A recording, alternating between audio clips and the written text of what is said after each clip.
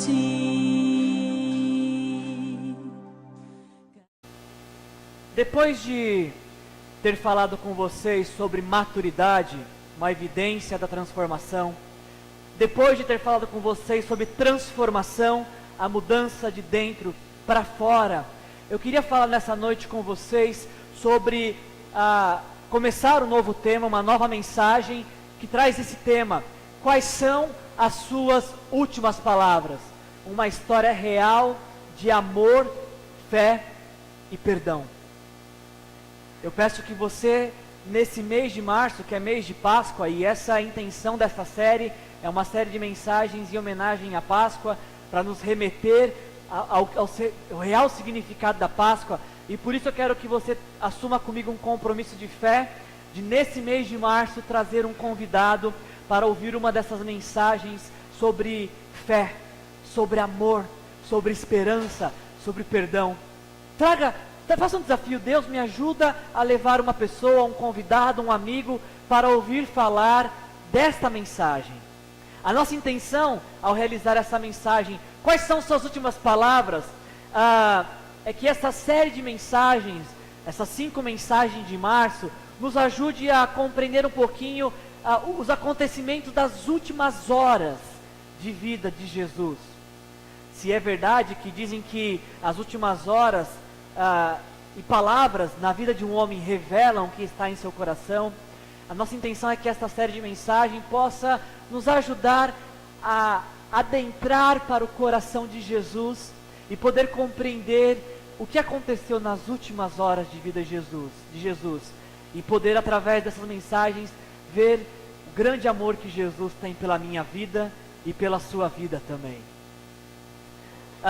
Durante esse mês de março, com esse tema de mensagens, algumas perguntas se levantarão, e que você que participar dessa viagem conosco, você será obrigado a responder, a chegar a uma conclusão. Por exemplo, durante esse mês de março, durante essa série de pregações, nós precisaremos responder: por que Jesus morreu? Essa é uma boa pergunta que teremos que responder ao término de março.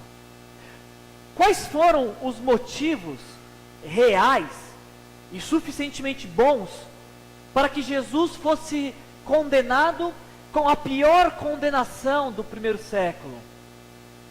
Precisaremos responder ao término desta série de mensagem o que e como esse fato histórico, não estamos falando aqui só de um princípio de fé, estamos falando de um fato histórico que aconteceu no primeiro século. Como que este fato histórico do primeiro século tem a ver com as nossas vidas? Como esse fato histórico tem a ver com as nossas vidas? Como é que esse fato histórico do primeiro século diz respeito a mim e diz respeito a você? E talvez a principal resposta que teremos que colher nessas 5 mensagens dessa série: o que esses acontecimentos que aconteceram aproximadamente no ano 30 tem a ver comigo e com você, e como esse acontecimento pode impactar, influenciar e mudar a nossa história. Essas serão algumas perguntas que teremos que responder durante essa série de pregações de março. A nossa tarefa não é a da mais simples, porque em 5 mensagens levaremos um mês para falar dos acontecimentos de uma única semana. Especificamente, a partir da semana que vem, usaremos 4 mensagens para falar de acontecimentos de algumas horas apenas. E nesta noite, a nossa caminhada começa no domingo, dia 10 de abril de 30, e nós encerramos a caminhada de hoje como pano de fundo na sexta-feira, não dá para vocês ler lá, mas sexta-feira, dia 15 de abril de 30. Eu quero em aproximadamente 30 minutos falar o que aconteceu do dia 10 de abril de 30 até a sexta-feira, 15 de abril de 30. E como é que foi essa semana especial na história da humanidade. Se você tiver com o livro de João aberto, se você voltar algumas páginas no livro de João e for até o capítulo 11 de João, lá você vai ver a história de Jesus ressuscitando seu amigo Lázaro. Capítulo 11 de João Jesus ressuscita Lázaro. E parece-me que a ressurreição de Lázaro foi a gota d'água para os religiosos da época. Porque como podemos ler no capítulo 11, versículo 45, depois que Jesus ressuscita Lázaro, muitos dos judeus que tinham vindo visitar Maria, vendo o que Jesus fizera, creram nele. Muitos creram quando Jesus ressuscitou Lázaro, mas, versículo 46, alguns deles foram contar aos fariseus o que Jesus tinha feito.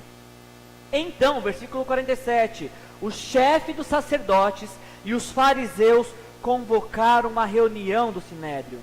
O que estamos fazendo? Perguntaram eles. Aí está este homem realizando muitos sinais miraculosos. Aqui eles poderiam ter falado assim: gente, vocês ouviram isso? Existe um homem chamado Jesus que está curando todo mundo. Existe um homem chamado Jesus que está ressuscitando mortos. Existe um homem chamado Jesus que ensina a palavra de Deus de uma maneira simples e profunda. O que a gente está fazendo? Vamos atrás dele também. Vamos ser seguidores dele também. Eles poderiam ter falado isso, mas é o que está escrito na sua Bíblia, versículo seguinte? Foi isso que eles falaram? Infelizmente não. Versículo 48, olha só o que os principais religiosos da época disseram: se o deixarmos, versículo 48, todos crerão nele, e então os romanos virão e tirarão tanto o nosso lugar como a nossa nação. A preocupação deles não era que Jesus estava curando, que Jesus estava abençoando, que Jesus estava libertando prisioneiros do diabo. A preocupação deles é que Jesus estava ganhando destaque, estava ganhando seguidores, e eles estavam preocupados: vamos perder o nosso lugar, vamos perder a nossa religião e todo o status que a nossa religião nos confere. Versículo 49, então um deles, chamado Caifás, que naquele ano era o sumo sacerdote, tomou a palavra e disse: nada sabeis? Não percebeis que vos é melhor que morra um homem pelo povo e que não pereça toda a nação? Ele não disse isso de si mesmo, mas sendo sumo sacerdote daquele ano, profetizou que Jesus morreria pela nação judaica, e não somente pela nação, mas também pelos filhos de Deus que estão espalhados para reunir-nos num povo. Jesus estava crescendo em popularidade, Jesus estava crescendo por conta dos seus ensinamentos, Jesus estava abençoando vidas, e esses religiosos estavam preocupados que eles perderiam a referência. Então, versículo 53, daquele dia em diante, eles resolveram tirar a vida de Jesus. Sabe o que mais me assusta aqui? É que quem está arquitetando esse plano para matar Jesus sem um motivo, não é bandido, não é ladrão, não é pessoas que vivem da guerra. Quem está arquitetando para tirar a vida de Jesus nessa semana são os principais religiosos da época, aqueles que conheciam a Bíblia de capa a capa, aqueles que deveriam zelar pela justiça, pela santidade de Deus. Estes estão intentando tirar a vida de Jesus. Entramos no capítulo 12 de João e nos diz: 6 dias antes da Páscoa, ou seja, domingo, dia 10 de abril de 30, Jesus chega em Betânia, até a casa de Lázaro, e fica ali com o seu amigo que tinha ressuscitado. Capítulo 12, versículo 12, no dia seguinte, ou seja, Jesus chega em sábado em Betânia, no dia 9, dia seguinte, domingo, dia 10 de abril, diz o versículo 12, uma grande multidão vinha vindo para a festa. Existia uma tradição judaica, que se você fosse judeu, não importa onde quer que você morasse, se você fosse judeu, na Páscoa você tinha que vir até Jerusalém para celebrar a Páscoa em Jerusalém. E nesse domingo, dia 10 de abril de 30, muitos judeus estavam chegando a Jerusalém, mas um judeu em especial foi recebido de uma forma única na história. Capítulo 12, versículo 12, no dia seguinte, domingo, dia 10 de abril de 30, a grande multidão tinha vindo para a festa, ouviu falar que Jesus estava chegando a Jerusalém. E olha só o que eles fizeram, versículo 13, pegaram ramos de palmeiras e saíram ao seu encontro gritando: Hosana, Bendito é o que vem em nome do Senhor. Bendito é o Rei de Israel. Essa passagem ela é muito importante, porque esta é a maneira que se recebiam os grandes reis quando eles voltavam da guerra, quando eles voltavam de uma grande vitória. Quando um grande rei voltava de uma vitória, o povo estendia palmeiras e ramos nas ruas para receber o seu rei vitorioso. Com essa atitude, esta multidão aqui no capítulo 12 está reconhecendo Jesus como o Rei de Israel. Espalham seus ramos, suas palmeiras nas ruas de Jerusalém, dizendo: seja bem-vindo, Rei de Israel. Essa multidão está na expectativa, depois de tudo que Jesus fez, depois de tudo que Jesus falou, eles estão com a expectativa de que Jesus se torne o Rei de Israel, organize um exército para combater Roma, libertar sobre o jugo romano. O que alguns mais tarde demorariam para entender, mas alguns entenderiam. Sim, Jesus é rei. Sim, Jesus veio para derrotar um exército. Sim, Jesus veio para libertar prisioneiros. Mas não é de Roma que a gente está falando. Jesus é rei. Jesus veio para derrotar um exército. Jesus veio para libertar um povo. Mas nós estamos falando de Roma. Estamos falando da vitória sobre a morte. Estamos falando que Jesus veio para libertar, derrotar Satanás e nos libertar do império das trevas. Você pode dizer amém? Nós não temos tempo aqui nessa noite para dizer o que aconteceu nessa semana. Vamos falar nas próximas 4 semanas. Mas se essa semana você não aguentar de curiosidade e quiser saber o que aconteceu, leia na sua casa Mateus capítulo 21 a 26 e Lucas 19 a 22. Estes textos são vários capítulos para relatar uma única semana, o que aconteceu em uma única semana. Eu chamo a sua atenção neste momento para o capítulo que lemos, capítulo 18 de João, e os versos que lemos. Estamos agora na sexta-feira, dia 15 de abril de 30, aproximadamente entre 6 e 7 da manhã.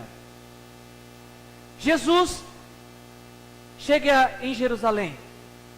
Jesus, na quinta-feira, dia 14 de abril de 30, escolhe um lugar e faz a sua última ceia com seus discípulos. Jesus, essa ceia que celebraremos esta noite, Jesus, depois de ter celebrado a ceia, vai para o Monte das Oliveiras para orar. Jesus entra em angústia profunda por conta da cruz que o esperava. E quando já está entrando na madrugada da sexta-feira, 15 de abril de 30, Jesus desce do Monte das Oliveiras e ao pé do monte está uma multidão. Mas dessa vez essa multidão não está gritando: Hosana, bendito seja o que vem em nome do Senhor. Dessa vez, essa mesma multidão que no domingo recebeu Jesus aos gritos de Hosana, essa mesma multidão agora está dizendo: crucificam, levem esse Jesus preso. E é o que acontece, os guardas do templo levam Jesus para ser interrogado. Então entramos agora, capítulo 18, versículo 19, que diz que Jesus começa a ser interrogado pelos principais sacerdotes. Capítulo 18, versículo 19 diz assim: enquanto isso, o sumo sacerdote interrogou Jesus acerca dos seus discípulos e dos seus ensinamentos. A palavra interrogou aqui, ela só está de enfeite aqui nessa Bíblia. Porque nós lemos lá no capítulo 11 que os principais líderes religiosos da época já iam matar Jesus. Então a palavra interrogou aqui, ela só está de enfeite, porque Jesus não estava sendo interrogado a fim de ser justificado. Ele estava sendo interrogado e eles só estavam pensando: como é que a gente vai matar Jesus? A palavra interrogada aqui, ela não reflete o real intento desses homens, porque esse julgamento de Jesus, foi um julgamento injusto e um julgamento completamente parcial. Eles queriam matar Jesus, só não sabiam ainda como. Por falar em justiça, chegamos ao texto que nós lemos em João 18, 28. Em seguida, ou seja, depois que Jesus foi interrogado pelos sacerdotes, na manhã do dia 16, ele é levado do dia 15, ele é levado até Pilatos, que é o governador romano de Jerusalém, o responsável para ministrar justiça no meio do povo. Eu quero nessa noite falar com vocês sobre justiça. Repita comigo, justiça. Mais alto, justiça. Eu quero falar com vocês nessa noite sobre justiça. Eu quero pensar com vocês e refletir sobre justiça nesta noite. Vamos olhar para esse texto que nós lemos?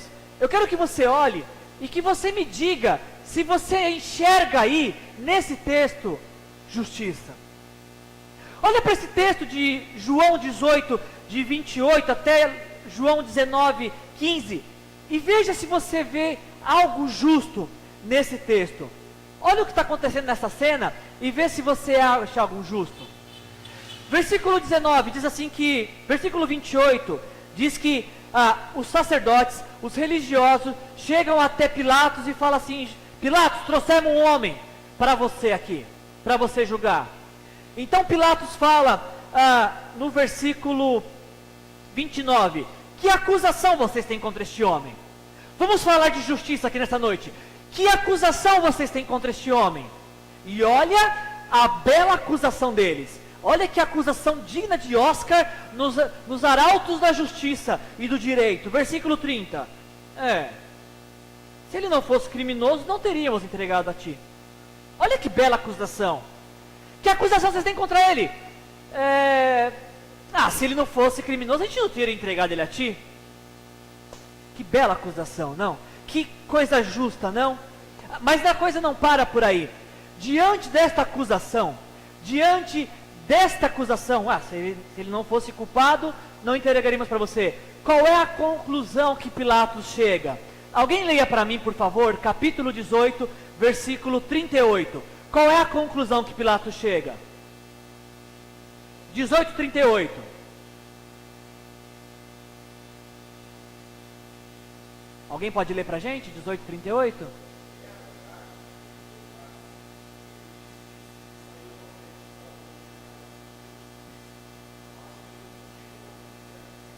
Pilatos olha para aquela situação e diz: não acho nele motivo algum de acusação. Capítulo 19, versículo 4, diz o finalzinho do versículo: não acho nele motivo algum de acusação novamente. Capítulo 19, versículo 6, diz assim: levem-no, finalzinho, levem-no vocês e crucifiquem-no. Quanto a mim, não encontro base para acusá-lo. A conclusão justa que Pilatos chega é: não encontro base para acusá-lo. Pilatos, você não encontra base para acusá-lo? Não encontra base para acusá-lo. Contudo, versículo 39, contudo, segundo o costume de vocês, devo libertar um prisioneiro da Páscoa. Querem que eu solte o rei dos judeus? Pilatos não tem motivo de acusação, mas está pensando: solto o criminoso verdadeiro e assassino, ou solto aquele que eu não vejo motivo de acusação? Pilatos não vê motivo para acusar Jesus, mas capítulo 19, versículo 1 diz assim: então Pilatos mandou açoitar Jesus. Pilatos, você não encontra motivo para acusá-lo, mas está pensando em soltar o assassino. Pilatos, você não encontra motivo para acusá-lo, mas manda açoitá-lo. Que justiça que é essa? Que justiça que é essa com Jesus? Os líderes religiosos, os que são representantes da palavra de Deus, aqueles que deveriam ensinar o que Deus pensa, aqueles que deveriam ensinar o que está no coração de Deus, de uma maneira justa, o que eles fazem? Capítulo 18, versículo 40, em resposta gritaram: não, Jesus não, queremos Barrabás. Onde está a justiça aqui, dos líderes religiosos, que preferem que se solte o assassino real e verdadeiro? Barrabás tinha sido preso por um assassinato. Não solta Jesus não, solta o assassino. Nós que somos santos, que queremos estar purificados para poder participar da Páscoa, escolhemos o assassino. Jesus não. Onde que está a justiça nessa história? Aonde que está pelo menos a coerência dessa história? Se alguém chegasse assim para o soldado, soldado, por que você está batendo em Jesus? Ah, eu estou batendo porque Pilatos mandou. Pilatos, por que você mandou bater em Jesus? Ah, eu mandei bater porque os sacerdotes pediram. Sacerdotes, porque vocês pediram para bater em Jesus? Ah, é porque ele estava roubando nosso lugar. Ele estava ganhando a nossa audiência. A gente não podia deixar ele tomar nosso lugar. A gente não poderia deixar que as pessoas parassem de nos seguir para seguir esse Jesus. Deixa eu te fazer uma pergunta. O quão justo você considera condenar alguém que não tem culpa alguma? Talvez você que está aqui nessa noite me ouvindo, ou você que me ouve pela internet, você sabe do que eu estou falando. Porque talvez durante a sua vida você também foi condenado e julgado por algo que não fez. Onde está a justiça de culpar alguém que não tem culpa? De projetar a culpa sobre alguém que não tem culpa alguma? Talvez você que me ouve, você fala assim, eu sei o que é isso. Eu já fui julgado injustamente. Eu já fui condenado injustamente. Eu sei, pastor, do que você está falando. Se você sabe do que eu estou falando, se você já foi julgado alguma vez na sua vida injustamente, talvez você esteja um pouquinho, apenas um pouquinho perto de saber o que está acontecendo nessa cena. Porque Jesus, além de não ter culpa alguma, eles não tinham nem motivo para acusá-lo, nem motivo para justificar essa condenação. Vamos estabelecer aqui nessa noite um tribunal justo para Jesus. Vamos aqui nessa noite criar um tribunal justo para Jesus, ok? Se fosse um tribunal justo que estivesse julgando Jesus nessa noite de 30, dia 15 de abril de 30, uma sexta-feira de manhã, esse tribunal justo julgaria Jesus dessa forma. Se perguntasse assim, líderes religiosos, por que vocês estão entregando Jesus? Os líderes religiosos diriam assim, olha, para ser justo e honesto, para ser bem justo, nós estamos entregando ele por inveja. Se esse tribunal fosse justo, os líderes religiosos diriam assim, olha, é por inveja. A gente reconhece, ele é melhor que a gente, é por inveja. Se estivéssemos num tribunal justo, o Pilatos diria assim, Pilatos, por que você está condenando esse homem? Olha, para ser justo, eu não encontrei nele motivo de condenação, mas eu estou condenando ele porque eu quero agradar o povo. Diz o ditado que a voz do povo é a voz de... Nem sempre. Nem sempre a voz do povo é a voz de Deus, porque Pilatos ouve a voz do povo e quer agradar esse povo. Aliás, se esse julgamento fosse um julgamento justo, alguém perguntaria para o povo, povo que dizem que a voz do povo é a voz de Deus, povo, por que vocês estão condenando Jesus à morte? E esse povo, se fosse justo, diria assim, nós estamos condenando Jesus porque os sacerdotes disseram para a gente fazer isso. Os sacerdotes começaram a falar, pede a crucificação, quando Pilatos perguntar, fala crucifica, pede para crucificar, tá? E aí a hora que Pilatos fala, o que eu faço? E o povo, crucifica, crucifica, crucifica, crucifica. Se esse julgamento fosse um julgamento justo, perguntariam para Barrabás, Barrabás, o que você acha de tudo isso? Barrabás, num julgamento justo, diria assim, olha, para ser honesto e justo, essa cruz não é dele, essa cruz é minha. Era para mim estar no lugar dele, porque eu cometi assassinato, eu agitei uma rebelião. Sendo bem honesto e justo, essa cruz é minha, não é de Jesus. Essa condenação não é de Jesus, é minha. Sendo bem justo e honesto, para concluir essa mensagem, eu queria te perguntar, do seu ponto de vista humano, você acha justo o que fizeram com Jesus? Quem acha justo o que fizeram com Jesus? Quem acha que Jesus passou por um tribunal justo, levante a mão. Só para a gente fazer uma contagem aqui. Ninguém achou justo? Quantos de vocês acharam injusto a condenação de Jesus? Levante a mão.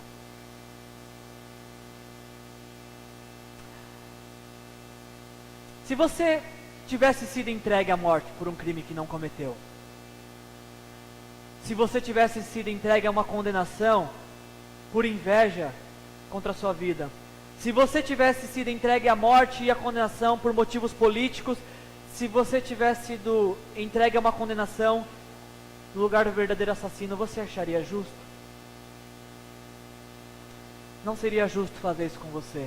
E não foi justo o que fizeram com Jesus. Olhando para essa história que nós lemos, dessa noite de João 18, eu vejo quanta injustiça foi feita com esse Jesus. O único motivo que talvez alguém poderia ter para condenar Jesus, seria o de ter amado demais. Se amar demais fosse motivo de condenação, então alguém poderia falar: crucifica esse Jesus, porque ele amou demais. Se existisse um tribunal que condenasse alguém que ama todas as pessoas de forma incondicional, neste tribunal Jesus seria culpado, porque ele te ama da maneira e do jeito que você é. Se existisse um tribunal que condenasse alguém que quer transformar a sua vida, nesse tribunal Jesus poderia ser condenado, porque Jesus não desiste da minha e da sua vida. Se existisse um tribunal que condenasse alguém que quer participar e influenciar a sua vida todos os dias, nesse tribunal seria justo condenar Jesus, porque Jesus nessa noite quer participar da sua vida. Aí sim, existiria um motivo para condenar Jesus. Se existisse um tribunal onde alguém que perdoa a todos fosse merecedor de condenação, nesse tribunal Jesus merecia ser condenado, porque Jesus perdoou os meus pecados e os seus pecados. Os pecados que você já cometeu e aqueles que você vai cometer estão perdoados por Jesus. Se existisse um tribunal que condenasse isso, tamanho amor, aí então Jesus poderia ser condenado justamente porque ninguém amou como Jesus. Se fosse digno de condenação a morte, de crucificação, amar, então Jesus seria o maior merecedor desta condenação, porque ninguém jamais será capaz de te amar como Jesus te ama. Aí sim, aí Jesus seria condenado justamente portanto nos amar. A morte de Jesus não foi uma morte justa. A condenação de Jesus, do meu ponto de vista humano, não foi justa. Pilatos não foi justo, porque ele deveria zelar por justiça, e condenou Jesus, mesmo chegando à conclusão de que não existia motivos para acusá-lo. A condenação de Jesus não foi justa, ao meu ver, porque os sacerdotes, que eram conhecedores da palavra e que deveriam zelar pela santidade de Deus, condenaram Jesus por inveja. Do meu ponto de vista, não foi justo a condenação de Jesus, porque a multidão, a mesma multidão que no domingo recebe Jesus aos gritos de Hosana nas ruas de Jerusalém, agora está gritando: crucifica, crucifica. A mesma multidão que foi alimentada de pães, a mesma multidão que provou de milagres, a mesma multidão que provou de libertação espiritual, que no domingo recebe Jesus aos gritos de júbilo, agora está gritando: crucifica este homem, crucifica este homem. E depois de tanto tempo, estamos falando de um acontecimento histórico de 30, nós estamos em 2013, olha a distância que existe entre esse fato histórico de 30 e 2013, que é o ano que estamos hoje. Mas ainda, mesmo depois de tanta distância, ainda existe uma injustiça que precisa ser reparada. E com esse texto eu encerro essa noite. Isaías 53, versículos de 4 a 7, que falam assim. Falando acerca de Jesus, o profeta Isaías diz assim: certamente Ele tomou sobre si as nossas enfermidades, e sobre si levou as nossas doenças. Contudo, nós o consideramos castigados por Deus, por Ele atingido e afligido. Mas Ele, Jesus, foi transpassado por causa das nossas transgressões, foi esmagado por causa de nossas iniquidades. O castigo que nos trouxe a paz estava sobre ele, e pelas suas feridas fomos curados. Todos nós, tal qual ovelhas, nos desviamos. Cada um de nós se voltou para o seu próprio caminho, e o Senhor fez cair sobre ele a iniquidade de todos nós. Ele foi oprimido e afligido, contudo não abriu a sua boca. Como um cordeiro foi levado para o matadouro, e como uma ovelha que diante dos seus tosquiadores fica calado, ele não abriu a boca. Por causa das minhas transgressões, por causa das suas transgressões, Jesus foi crucificado, foi morto, foi castigado e julgado injustamente. Mas se nós acreditamos realmente nesse texto, se nós realmente acreditamos que foi por nós e portanto nos amar que Jesus foi crucificado e condenado injustamente, eu creio que cometemos as mesmas injustiças de Pilatos, dos sacerdotes, da multidão e de Barrabás. Nós, de 2013, cometemos as mesmas injustiças quando ficamos indiferentes com essa morte. Você que achou injusto a condenação de Jesus no ano 30, em 2013 comete a mesma injustiça quando vive como se essa morte não lhe dissesse respeito, como se não fosse por sua culpa. Cometemos a mesma injustiça quando desprezamos esta morte com atitudes que levaram Jesus a morrer por nós. A mesma injustiça é cometida. Como Pilatos, somos injustos com Jesus. Como os sacerdotes, ignoramos Jesus. Como a multidão, ficamos indiferentes. Como Barrabás, é melhor que vá ele morrer do que eu. As mesmas injustiças cometemos quando fazemos de conta que essa morte tanto faz como tanto fez. Eu não tenho nada a ver com isso, eu nem pedi para Jesus morrer por mim. Diante dessa história, se a gente quiser ser um pouco justo, eu diria que seria justo nessa noite entregar a vida para esse Jesus. Dizer: Jesus, você morreu por mim, agora eu morro para o Senhor, para as minhas vontades, para este mundo, para os desejos da minha carne. Isso seria justo da nossa parte, em forma de gratidão. Se quiséssemos ser justos nessa noite com Jesus, dizemos assim: Jesus, viveremos em obediência à sua palavra, para honrar o teu nome, em forma de gratidão. Se queremos cometer justiça nesta noite, diremos assim: Jesus, esperamos que o Senhor volte para nos buscar, e viveremos para esperar que o teu reino se estabeleça na terra. Se formos ser justos nessa noite, declararemos nessa noite: Jesus, a minha vida te pertence, e a partir de hoje eu quero viver em gratidão por tudo que o Senhor fez por mim naquela cruz. Sabe onde eu acho que essa mensagem nos coloca? Qual é o lugar que essa mensagem nos coloca? Eu acredito que essa mensagem nos coloca no mesmo lugar de Barrabás. Barrabás era aquele que por justiça deveria ser condenado, mas Barrabás, o verdadeiro culpado, olha Jesus levando a sua cruz. Estamos no mesmo lugar de Barrabás nessa noite. Pessoas que têm culpa, pessoas que têm pecados que crucificaram Jesus.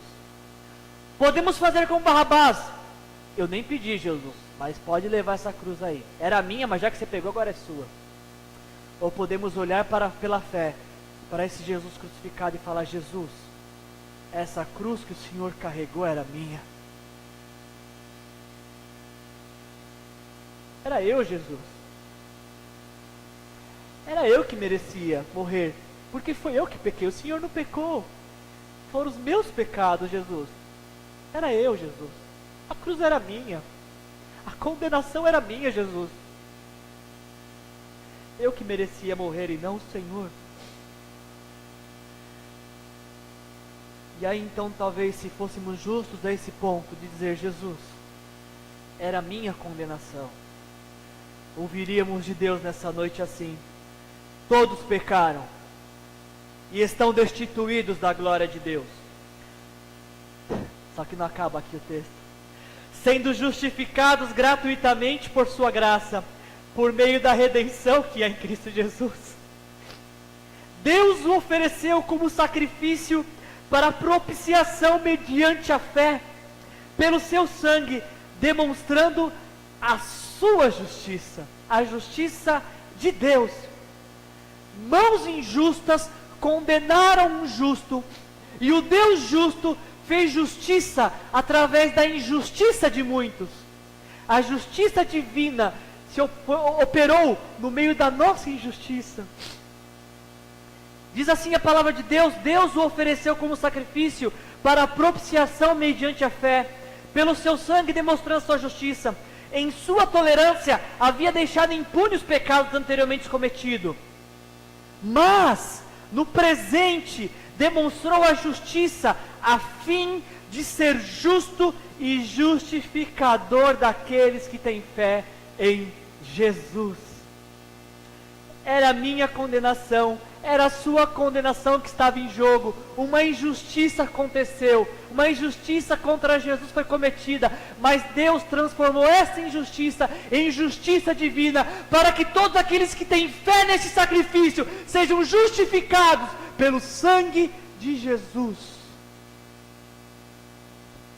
Pessoas que entregam a sua vida para Jesus e que dizem: Jesus, agora a minha vida é sua, agora eu passo a viver pelo Senhor e para o Senhor. Se esse é o desejo do seu coração, se é assim que você quer viver, eu peço que você feche seus olhos.